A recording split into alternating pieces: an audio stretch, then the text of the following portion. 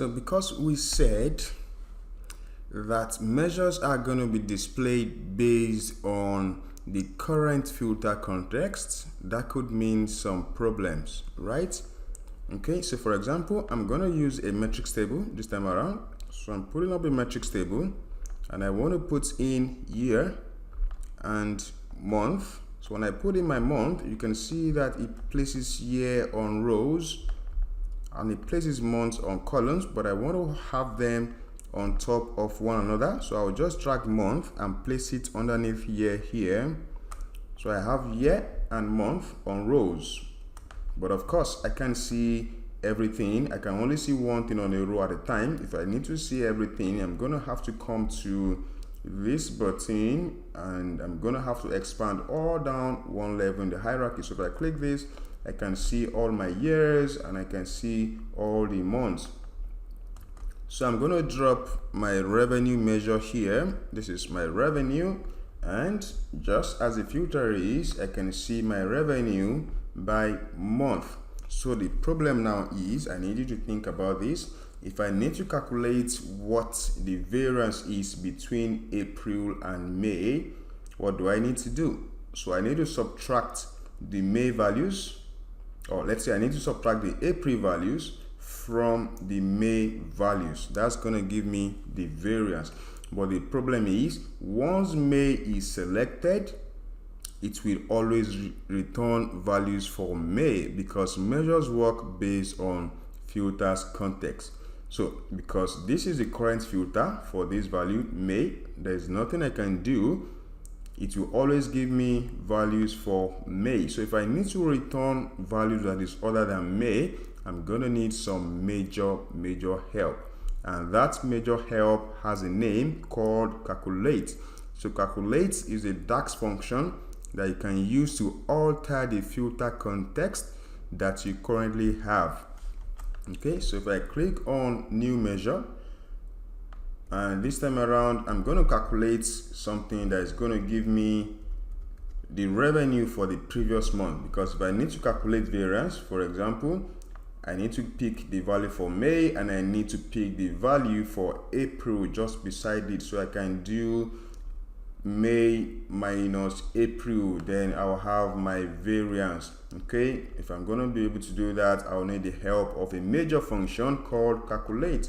So I'll call this measure revenue LM for last month. So revenue last month is going to be equals to calculate. So let's take a look at the calculate function first. Calculate evaluates an expression in a context modified by filters. So we are going to modify the filters from returning ordinary May, basically from returning the current filter to something else that we would like it to return. Okay, so calculate has two or more arguments. So there's an expression, which is basically the calculation you are calculating, and there's a filter, which is basically how you would like the filter to behave. So in this case, I want to calculate revenue. I've written this measure before for revenue, so that's my expression. So I want to calculate revenue, comma, but I want to return something. So what filter do I want to return when it calculates revenue?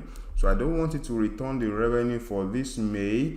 I want it to return the revenue for April. So I will need a function that can return something for a previous month from whatever month is currently selected.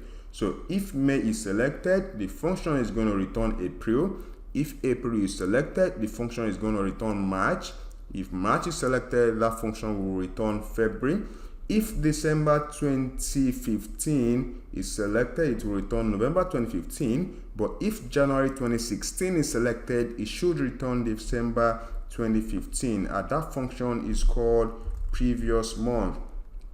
So calculate revenue, but give me a previous month value. So previous month has just one argument for dates, and we can get our dates from the calendar table. So calculate revenue for previous month. When I close the brackets two times, so first bracket to close the previous month function, the other bracket to close the calculate function, and hit enter. So if I drop this on my reports, let's see what we have. Okay, so let's look at this. So January does have January, and for the last month it is blank because the first values we have in our data is for 2014. We don't have 2013 data. Okay, but February now is returning February for the revenue value, but for the last month value under February, what I have is the January values. And when I go to January 2015, I have the proper value for January in the revenue, but the one I calculated with calculate function for revenue last month is returning the December value for revenue.